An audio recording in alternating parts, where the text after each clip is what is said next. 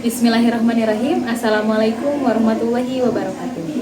Perkenalkan, saya Azra Alifah Faras dari kelas B KM1, Program Studi Kesehatan Masyarakat, Konsentrasi Manajemen Rumah Sakit.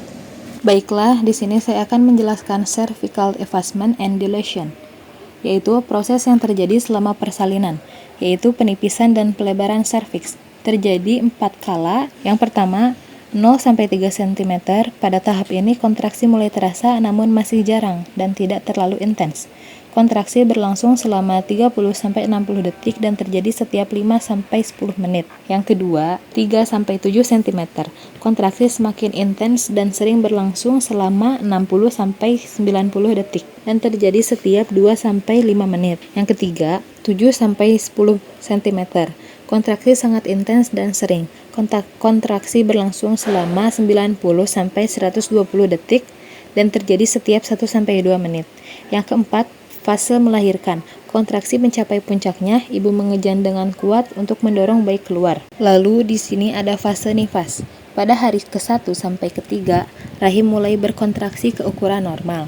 Hari ke-4 sampai ke-6 mengeluarkan cairan merah terang yang terdiri dari darah, sisa plasenta, dan jaringan rahim. Pada hari ke-7 sampai 9, rahim semakin mengecil dan fundus berada di bawah pusar. Pengeluaran berubah menjadi warna merah muda. Pada hari pertama, darah nifas berwarna merah terang dan banyak. Rahim mulai berkontraksi untuk mengeluarkan sisa-sisa jaringan. Pada hari kedua, volume darah masih signifikan. Nyeri atau kram perut mungkin terasa akibat kontraksi rahim. Pada hari ketiga, darah mulai berkurang, tetapi masih merah. Jika menyusui, kontraksi rahim mungkin terasa lebih kuat. Pada hari keempat, warna darah mulai berubah menjadi lebih gelap. Rasa sakit atau ketidaknyamanan mulai berkurang. Lalu pada hari kelima, volume darah semakin berkurang. Berwarna kecoklatan, tubuh mulai beradaptasi dengan pemulihan. Pada hari ke-6, darah mulai menjadi lebih ringan atau coklat muda. Pada hari ke-7, warna darah cenderung lebih terang atau hampir tidak ada. Pada hari ke-8, hidrasi dan nutrisi yang baik mendukung pemulihan. Lalu pada hari ke-9, volume darah sudah mulai sedikit, tubuh sudah kembali normal. Lalu selanjutnya ada tahapan darah nifas. Lochia rubra, berlangsung 1-3 hari, berwarna merah kehitaman, volume seperti haid berat, darah keluar bersamaan dengan sisa jaringan plasenta, lunago, dan meconium.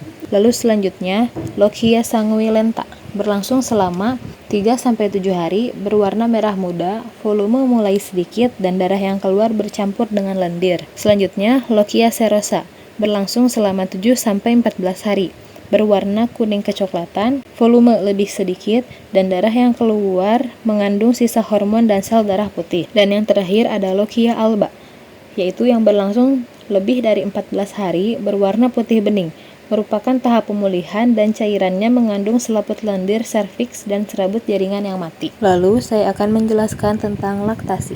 Pertama, saat bayi merasa lapar, hisapan bayi akan merangsang saraf di payudara. Rangsangan saraf itu hipotalamus. Hipotalamus ini sinyal ke pituitary posterior. Pituitary posterior itu berfungsi untuk menyimpan dan melepaskan hormon oksitosin dan vasopresin. Lalu pituitary anterior berfungsi untuk memproduksi dan mengeluarkan hormon. Lalu ada proktalin berperan dalam produksi ASI perkembangan kelenjar susu. Oksitosin berfungsi untuk meningkatkan kontraksi uterus dan memungkinkan keluarnya ASI saat menyusui. Lalu kelenjar susu ini proses produksi dan pengeluaran ASI yang dilakukan oleh kelenjar susu di payudara wanita. Selanjutnya di sini ada gambar payudara. Dinding toraks, rongga dinding yang berisi organ-organ vital. Lalu otot dada, kumpulan 4 otot yang menghubungkan bagian depan dada dengan tulang lengan atas dan bahu. Lalu ada lobus, dihubungkan oleh saluran susu yang membawa susu bermuara ke puting susu. Selanjutnya puting susu, area payudara yang paling gelap, terletak di bagian tengah areola, berfungsi untuk membantu puting agar terbentuk saat distimulasi. Selanjutnya ada areola, merupakan bagian hitam yang mengelilingi puting susu. Ada banyak kelenjar sebasea, kelenjar keringat, dan kelenjar susu. Saluran susu umumnya terdapat 12-20 lobus. Lalu yang terakhir ada jaringan adiposa, jaringan yang memberikan konsistensi yang lembut pada payudara. Baiklah, cukup sekian penjelasan dari saya. Apabila terdapat banyak kesalahan, saya mohon maaf. Akhir kata, wassalamualaikum warahmatullahi wabarakatuh.